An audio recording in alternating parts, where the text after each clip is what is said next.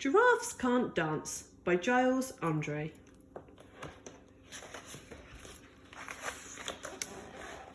Gerald was a tall giraffe whose neck was long and slim, but his knees were awfully bandy and his legs were rather thin. He was very good at standing still and munching shoots off trees, but when he tried to run around, he buckled at the knees. Now every year in Africa, they hold a jungle dance where every single animal turns up to skip and prance. And this year when the day arrived, poor Gerald felt so sad, because when it came to dancing, he was really very bad. The warthogs started waltzing and the rhinos rock and rolled. The lions did a tango, which was elegant and bold. The chimps all did a cha-cha with a very Latin feel, and 8 baboons then teamed up for a splendid Scottish reel. Gerald swallowed bravely as he walked towards the floor, but the lions saw him coming and they soon began to roar. "Hey, look at clumsy Gerald," the animals all laughed. "Giraffes can't dance, you silly fool. Oh, Gerald, don't be daft." Gerald simply froze up. He was rooted to the spot. "They're right," he thought. "I'm useless. Oh, I feel like such a clot." So he crept off from the dance floor and he started walking home. He'd never felt so sad before, so sad and all alone. Then he found a little clearing and looked up at the sky.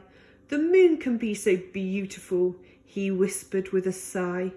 "Excuse me," coughed a cricket who'd seen Gerald earlier on, "but sometimes when you're different, you just need a different song." Listen to the sways of the grass and listen to the trees.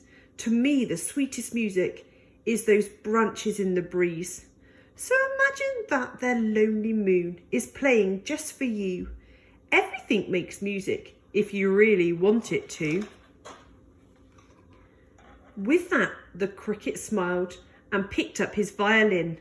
Then Gerald felt his body do the most amazing thing. His hooves had started shuffling, making circles on the ground. His neck was gently swaying and his tail was swishing round. He threw his arms out sideways and he swung them everywhere. Then he did a backward somersault and leapt up in the air. Gerald felt so wonderful. His mouth was open wide.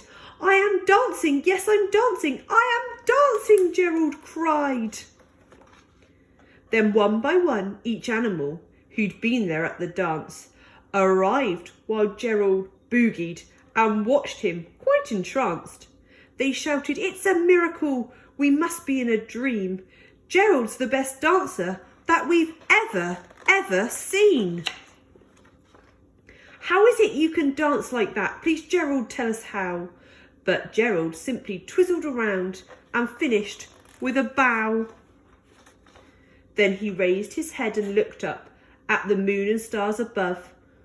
"We all can dance," he said, "when we find the music that we love."